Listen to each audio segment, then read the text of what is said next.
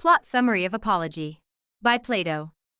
Plato's Apology, a transliteration of the ancient Greek word apologia, meaning defense, is supposedly a historical record of the speech Socrates gave to the Athenian jury after being accused of corrupting the young and of not believing in the gods in whom the city believes.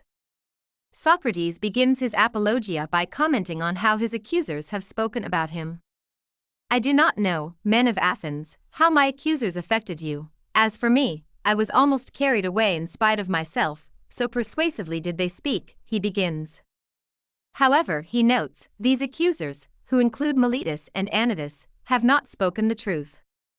Indeed, Socrates insists that although his detractors have warned the jury about his cunning rhetorical trickery, he is not an accomplished orator. In fact, he asks the jury to excuse his manner of speaking, since he is 70 years old and has never appeared in court.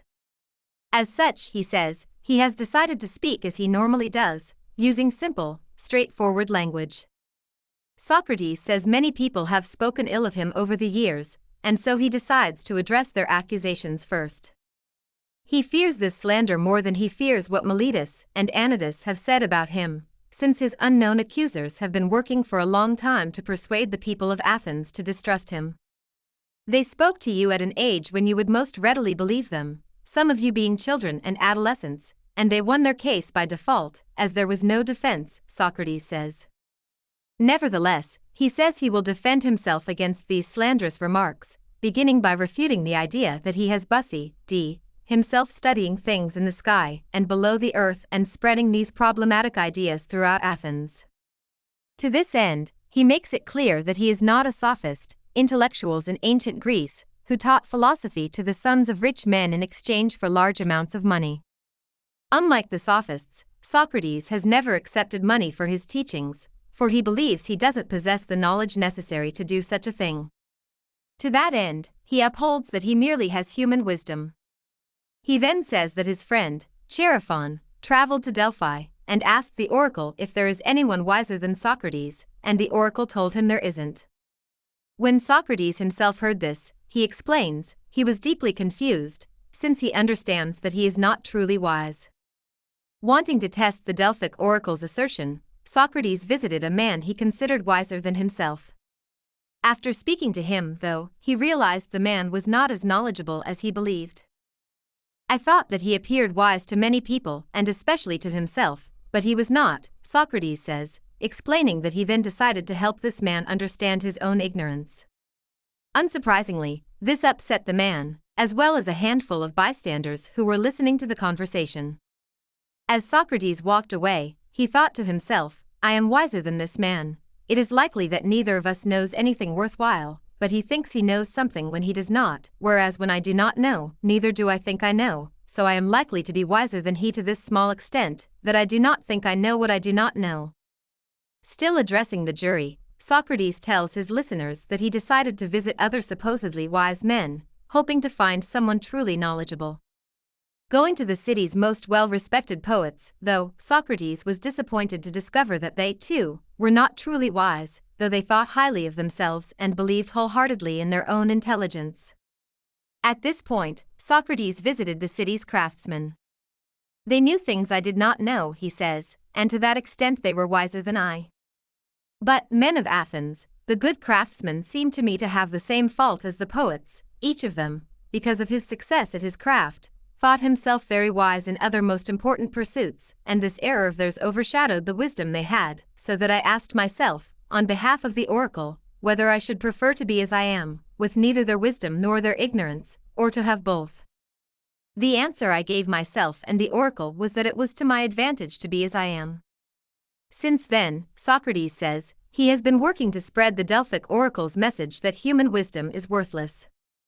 To do this, he has continued to travel throughout Athens and unveil the ignorance of men who are supposedly wise. In doing so, though, he has gained an unfavorable reputation, one that frames him as impious and philosophically contrarian, though he's only working in service of the Delphic oracle, and, thus, the god Apollo. This, he upholds, is why he has been accused of corrupting the young. Having addressed these accusations made by unnamed detractors, Socrates turns his attention to the claims made by Miletus and Anytus, namely, that he is guilty of corrupting the young and of not believing in the gods in whom the city believes, but in other new spiritual things. Speaking directly to Miletus, he begins to question the man about the specifics of these accusations, asking if he can name anyone in particular who improves the youth of Athens.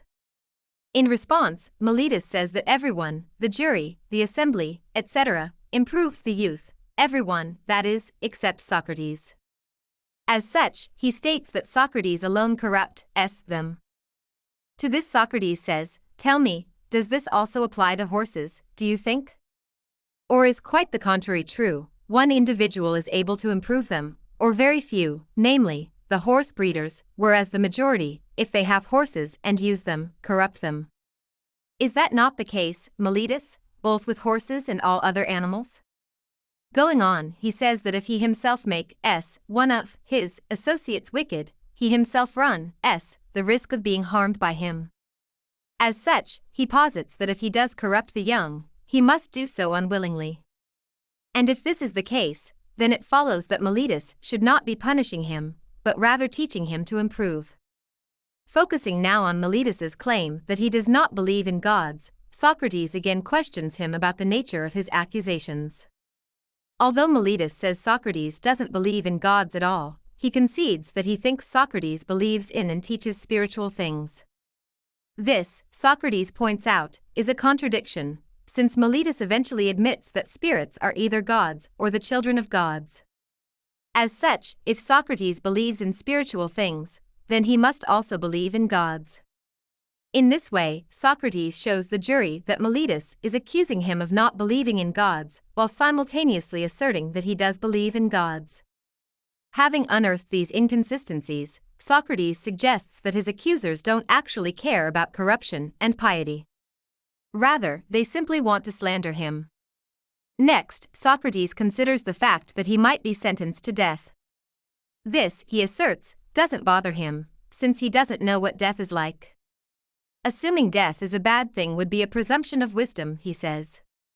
To fear death, gentlemen, is no other than to think oneself wise when one is not, to think one knows what one does not know, he upholds. As a result, he'd rather maintain his values and face the possibility of death. If the jury acquits him, he says, he will continue to behave as he always has, even if they ask him to refrain from speaking about wisdom and belief. I think there is no greater blessing for the city than my service to God, he says, adding that he's delivering this defense not for his own sake, but for the jury members themselves, since he knows that if they execute him, they'll be acting immorally.